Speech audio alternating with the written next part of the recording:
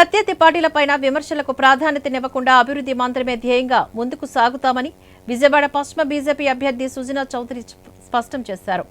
నియోజకవర్గంలోని రోడ్లను విస్తరించడంతో పాటుగా విద్యుత్ లైన్లను అండర్ గ్రౌండ్ క్లైంబింగ్ చేయాల్సిన అవసరం ఉందని అభిప్రాయపడ్డారు.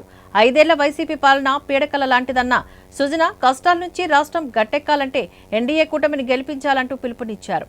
విజయవాడ పశ్చిమ నియోజకవర్గ భారతీయ జనతా పార్టీ విస్తృత స్థాయి సమావేశం భవానీపురంలో నూతన ఎన్నికల కార్యాలయంలో నిర్వహించారు. BJP AP in charge Siddharthnath Singh తో పాటుగా పలువురు కమలదళ నాయకులు సమావేశానికి హాజరయ్యారు. ఈ సందర్భంగా టీడీపీ జనసేన బలపరిచిన బీజేపీ అభ్యర్థి సుజనా చౌదరి మాట్లాడారు. పశ్చిమ నియోజకవర్గాన్ని బెస్ట్ నియోజకవర్గంగా తీర్చిదిద్దుతానని స్పష్టం చేశారు. నియోజకవర్గంలోని ముఖ్య సమస్యలు గుర్తిస్తామని త్వరలోనే మేనిఫెస్టో రూపొందిస్తామని ఆయన తెలియజేశారు. అయోధ్య రామాలయం తరహాలో విజయవాడ దుర్గగుడిని మరింత అభివృద్ధి చేస్తామని సుజనా వెల్లడించారు. తన పుట్టింటి కంచికావర్లలోని ఆయన తన సొంత ఇల్లు విజయవాడలోనే ఉందని తాను ఇక్కడే ప్రజలకు అందుబాటులో ఉంటానని సుజనా హామీనిచ్చారు. ఏపీ ఇన్ఛార్జ్ సిద్ధార్థనాథ్ సింగ్ ఈ సందర్భంగా మాట్లాడుతూ సార్వత్రిక ఎన్నికల సందర్భంగా కేంద్రంలో మోదీ సర్కార్ అమలు చేస్తున్న సంక్షేమ పథకాలతో పాటుగా రాష్ట్రానికి ఇచ్చిన నిధులు, కేంద్ర విద్యా సంస్థలు తదితర అంశాలను క్షేత్రస్థాయిలో విస్తృతంగా తీసుకువెళ్లానని పార్టీ శ్రేణులకు దిశానిర్దేశం చేశారు. సలహాలు సంప్రదింపులు ఇస్తే ఇంద్రకేలాద్రి మన కనకదుర్గమ్మ వారి టెంపుల్ కూడా మనం అలా అంతకంటే బ్రహ్మాండంగా చేయించుకుందాం. అట్లాగే ఇప్పుడు ఈ పశ్చిమ నియోజకవర్గంలో నేను చెప్పినవి కాకుండా ఇంకేమైనా సలహాలు ఉంటే మీరు ఇవ్వండి. అందరూ రాసిస్తే ఒక క్యూఆర్ కోడ్ కూడా ట్రై చేస్తా ఉన్నాం. దాని ప్రకారం కనుక అయితే మీరు ఇచ్చే ప్రతి సలహాని మనం రికార్డ్ చేసుకొని రేపు గెలిచినాక సలహాలు ఇప్పుడు ఇంప్లిమెంట్ చేయడానికి ఏమో మేనిఫెస్టోలో పెట్టచ్చు.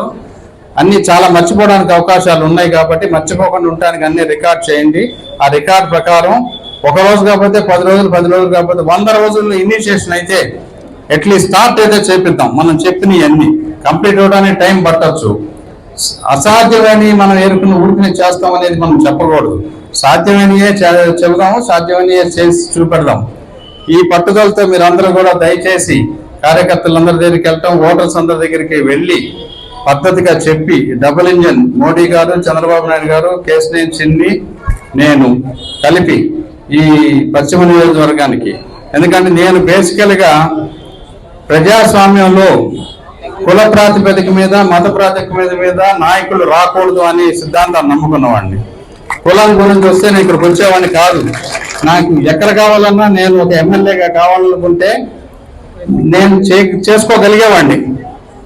కానీ వాళ్ళు చెప్పిన వెంటనే వాళ్ళ ఆశీస్సులతో ఇక్కడికి ఎందుకు వచ్చానంటే నాయకుడికి ఉండవలసిన లక్షణాలు అంటే తన మన కుల మత ప్రాంతీయ భేదాలకి అతీతంగా పనిచేసి వాళ్ళందరినీ సాటిస్ఫై చేయగలగాలి.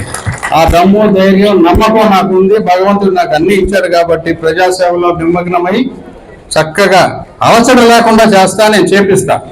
నేను ఎప్పుడు కూడా నా అందరినీ నేను పని చేస్తాను నేను చెప్పను. నాకు నమ్మకాలు పని చేపించే సమర్థత, సామర్థ్యం నాకు ఉంది. మీరు చూస్తారు రేపు పొద్దున్న. నమస్కారం. భారత్ మాతాకి జై. భారత్ మాతాకి, భారత్ మాతాకి జై హింద్.